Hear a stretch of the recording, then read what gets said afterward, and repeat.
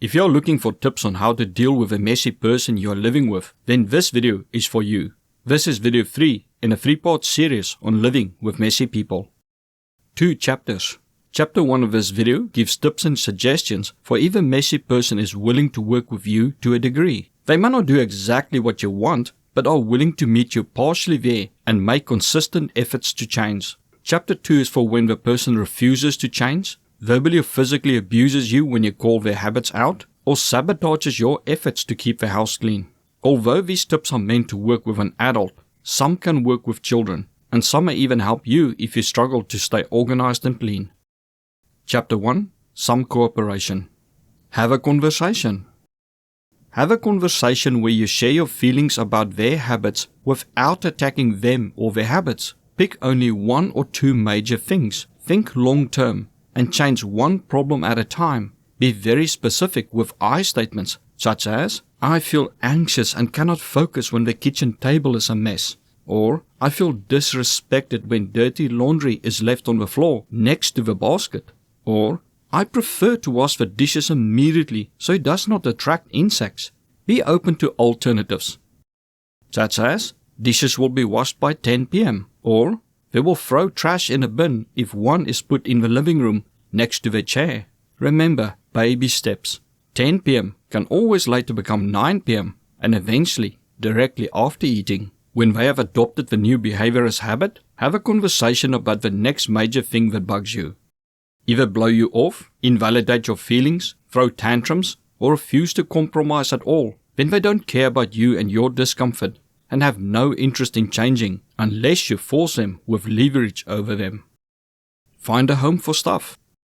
Each item in your house needs to have a home that everyone in the house agrees on. If things are homeless and you cannot find a home for them, then decide if you need the item. Having too much stuff and not knowing where to put an item are common causes of clutter.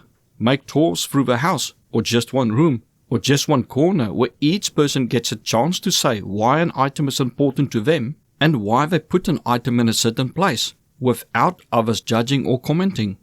You may discover that they throw their jacket by the door because there's no hook and they don't feel like walking to the bedroom with it. Afterward, pick one room, one corner, or even one surface, such as a table, and agree on what should go there. Once that is a habit, pick another corner or room.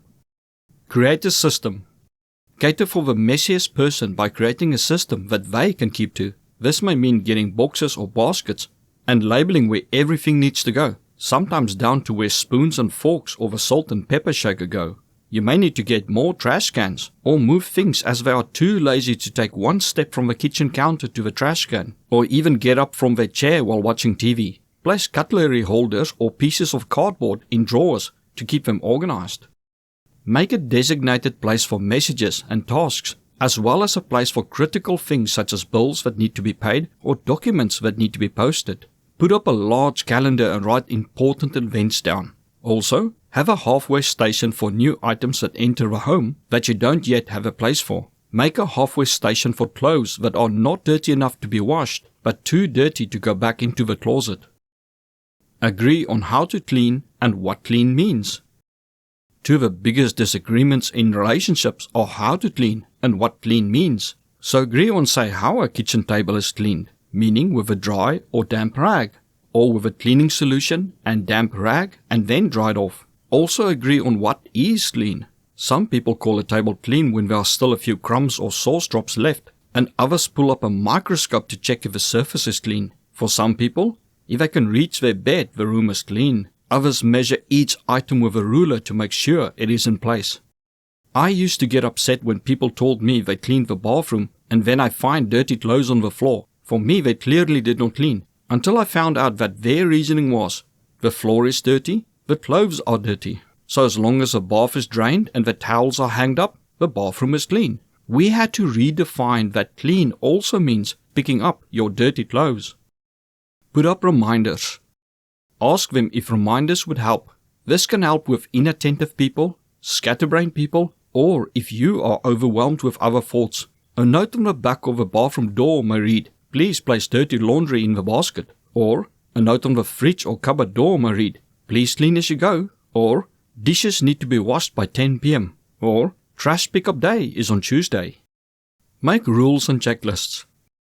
With children, roommates, co-workers, or some partners, checklists or rules are very effective. Rules give certainty and accountability. Checklists serve as reminders. Both can accomplish the same thing, such as a rule that states, tidy up the bathroom before you leave it.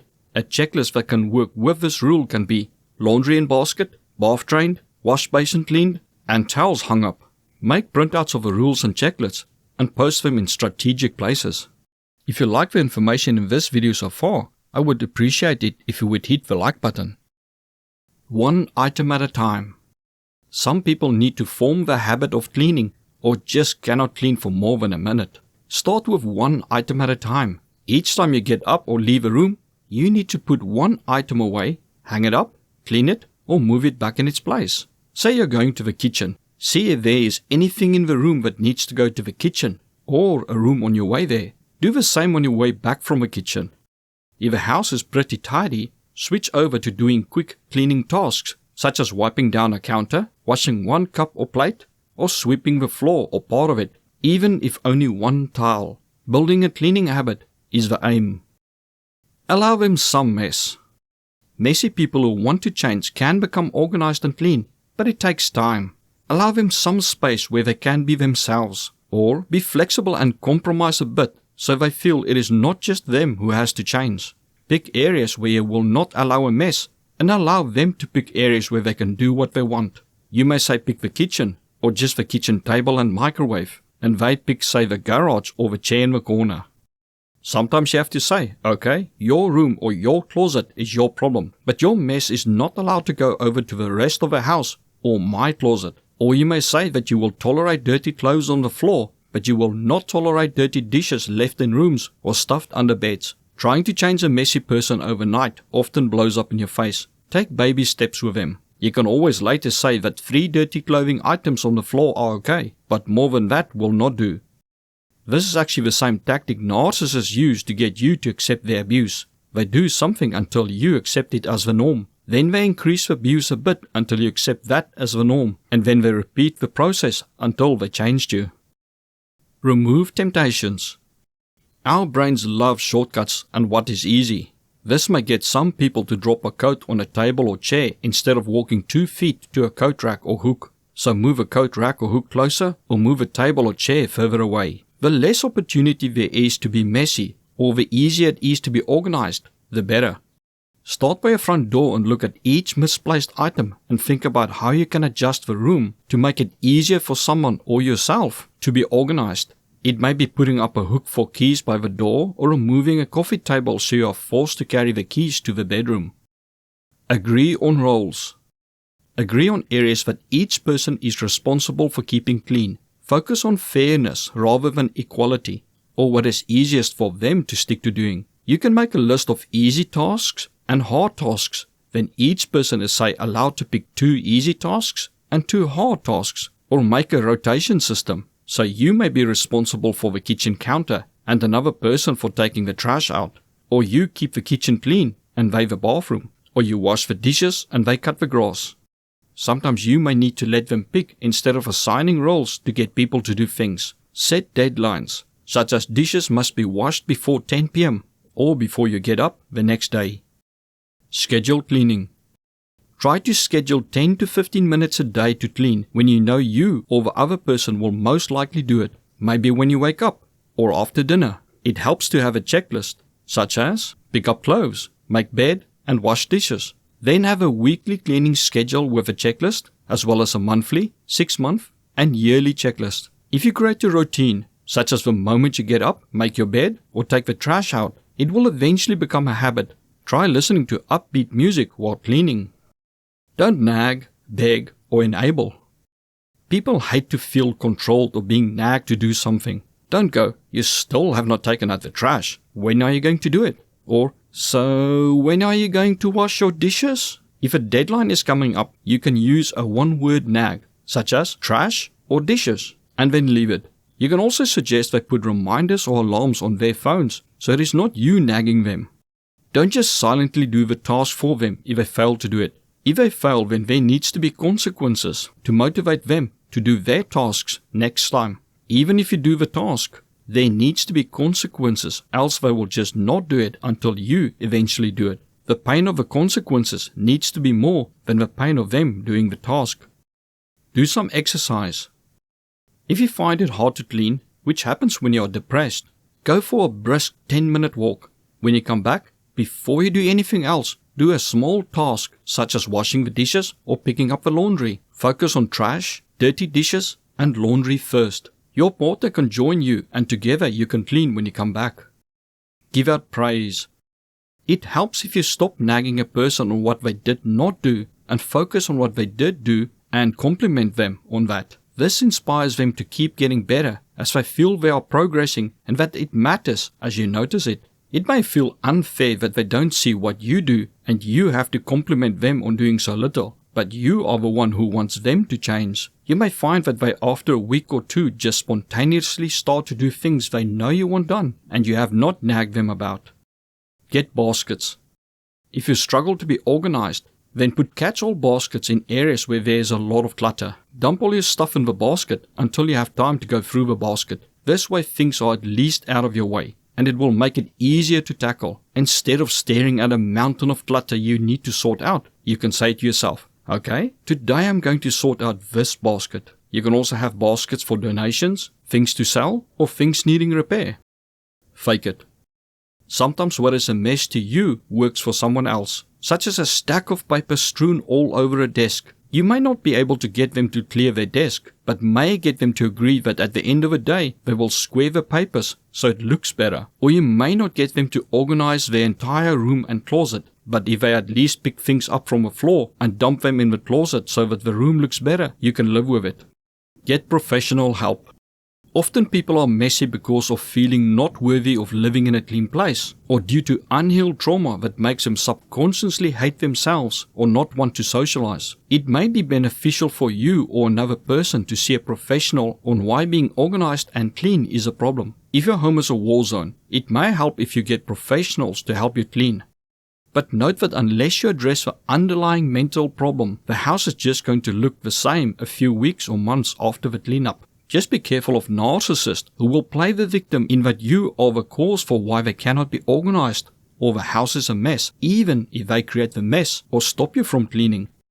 They may blame you by saying, I cannot vacuum because you have not taken the Christmas tree down. When in truth, when you try to take the tree down, they go off at you, but only they are allowed to touch the Christmas decorations. People like these don't want to be clean and create excuses to blame you for being messy. They need help, which for some does not exist on earth. Chapter 2. No cooperation. Some people just want to live in filth or have so low standards that they don't care how they live. They may be too lazy to throw a candy wrapper away even if they stand next to a trash can. The reality is that you cannot change another person. And if the other person lives particularly filthy or messy and makes a mess in the entire house, it will affect you. Following are some options. Get leverage. In a normal relationship, partners do things for each other and change due to the love they have for the other person. But with a very narcissistic person, there's no empathy or love for you. Just because you ask them or said their habits upset you is not enough reason for them to change. You may then get some cooperation from them by creating leverage over them. Maybe they need you to take them to work, or you financially provide for them, or you cook for them, or they are afraid another family member will find out what state the house is in. If you can find some leverage over them, you may be able to force them to start changing some behaviors. This is not ideal, but if they care so little for you that they won't change some behaviors to be more organized, then this can be a temporary situation. If they are highly narcissistic, they may leave you or mentally and physically abuse you to stop you from forcing them to do something they don't want to. Or they will ruin their own life to punish you, such as quitting their job and plunging you into financial default on your home and making you homeless because you forced them to pick their clothes up. Remember, many have emotional control and logical thinking of a toddler. Clean everything yourself. If you cannot leave or don't want to leave, which is often the case when there are children involved, then one option is to accept that you will need to accept responsibility for keeping the house clean. It will help tremendously if you fully accept that to be with this person, you will have to clean up after them. This will help to lessen the anger you have toward them. You may get in professional help to assist you regularly, but from my experience, it is often a waste of your money as a messy person just messes up the place the moment the cleaner leaves. Clean selectively. Maybe you don't have the time or energy to clean up the mess they make, or you are still working on your plan to leave. You may not be able to keep up with cleaning the house as they make it a game to see how fast they can mess up an area after you cleaned it. Focus on areas you use, such as keeping only your room and a small space in the kitchen clean. You may need to clean part of a counter before you make food, or focus on quick meals you can make in your room, such as cereal. Try to ignore the mess that does not stop you from living and only focus on cleaning the spots that directly affect you. It is not ideal, but at least you will not be living in complete filth or wasting your time trying to clean up after a person who appreciates nothing you do and actively tries to sabotage your cleaning efforts. When you look at the clutter, ask yourself, what is it costing me? Say there's a pile of their books in a corner of the living room. Stressing over it is costing you mental and emotional power. They are not going to do anything about it, so let it be. But them leaving food to rot in the sink or countertop is a health hazard to you, so focus on the rotting food. Pick the things that cost you physically, such as it wastes your time, puts your health at risk, or hinders you, such as you no longer have clean underwear, and let the things go that cost you only mentally. This way you will have a smaller list of items to deal with. Leave them. If their way of living destroys your happiness, then it may be better to leave them. You may need to plan for years to get the funds and the things in place to leave them, instead of wasting your time, effort, and mental energy on trying to change them or cleaning up after them. Focus on your studies, getting a job, making your business, or saving money to get your own place. You have one life. Don't waste a second more than you have to on a person who only wants to make you miserable. If you found this video informative, I would appreciate it if you would hit the like button. Learn more about narcissism by watching the videos suggested to you now.